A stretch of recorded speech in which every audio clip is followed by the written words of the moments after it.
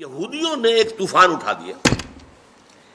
پہلے تو یہودی خوش تھے، انہیں یہ احساس ہوا کہ محمد تو ہمارے کیمپ فالوور ہیں، جب ہمارے قبلے کی طرف رخ کر کے انہوں نے نماز پڑھنی شروع کی ہے، اس کا مطلب ہے کہ ہی از فالوئنگ اس، تو ہمارے پیروکار ہو گئے، تو جھگڑا کائے کا ہے۔ لیکن اب جب آ گیا یہ کہ اپنا رخ بدل دیجئے، اب پیٹھ ہو گئی بیت المقدس کی طرف اور رخ ہو گیا خانہ کعبہ کی طرف، تو ان کے کان کھڑے ہوئے کہ یہ تو کوئی مسئلہ جو ہے کچھ اور ہے، ایک نئی امت کی تشکیل ہو رہی ہے اور ایک نئی بالکل شریعت آ رہی ہے، نئی امت جو ہے وہ وجود میں آ رہی ہے۔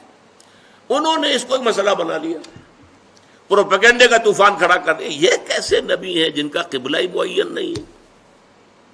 16 مہینے ادھر رخ کر کے نماز پڑھی، اگر ادھر کا قبلہ تھا تو وہ غلط تھا، تو 16 مہینے کی نمازیں زیرو ہو گئی، اور اگر وہی صحیح قبلہ تھا تو اب جو نمازیں پڑھ رہے ہیں وہ زیرو ہو گئی۔ قبلہ تو اپنی جگہ سے نہیں ہل سکتا، قبلہ تو ایک ہی ہوتا ہے، ان کا قبلہ ہی معین نہیں ہے۔ 16 مہینے ادھر رخ کر کے نماز پڑھی، اب ادھر رخ کر لیا۔